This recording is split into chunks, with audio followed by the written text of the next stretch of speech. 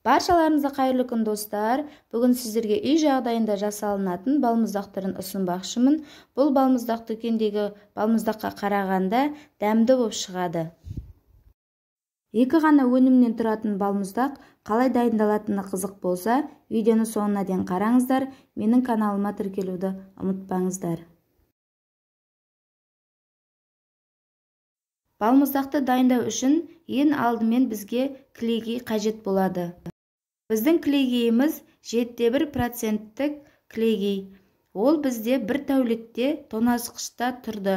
Яғни салқын кілегейді осындай ыдысқа құйып, миксермен шайқайтын боламыз.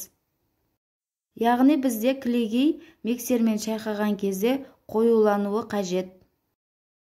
Осы кілегейіміздің үстіне үзгішөңкімізді құямыз, жартысын ғана қосамыз. Тәтті болғанын қаласаңыздар, барлығын қоссаңыздар болады.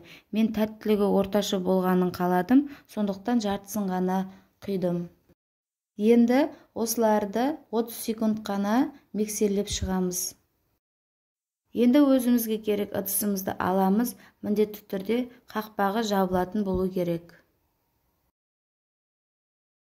Осы ыдысымызға біздің балмұздағымызды құйып, мұздатқышқа, яғни морозильникке кемінде 6 сағатқа қоямыз. Кемінде 6 сағатқа немесе бірнеше сағатқа қойсаңыздар болады.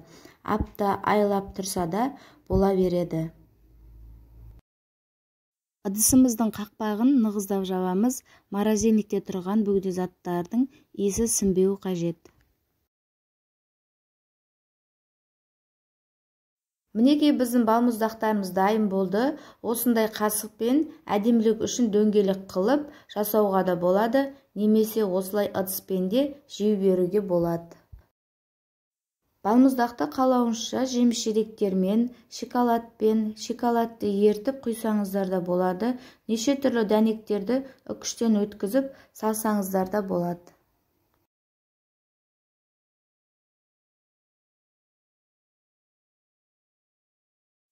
Мен балмұздағымызға әсемдік беріп тұру үшін осындай шоколадты салфанға салып, ыстық суға ертіп алдым. Енді балмұздағымыздың үстіне әдемілеп шоколадымызды құямыз. Балмұздақ шын мәнісінде әдемі дәмді болып шығады. Дүкендегі балмұздаққа қарағанда үй жағдайында жасаған дұрыс болады.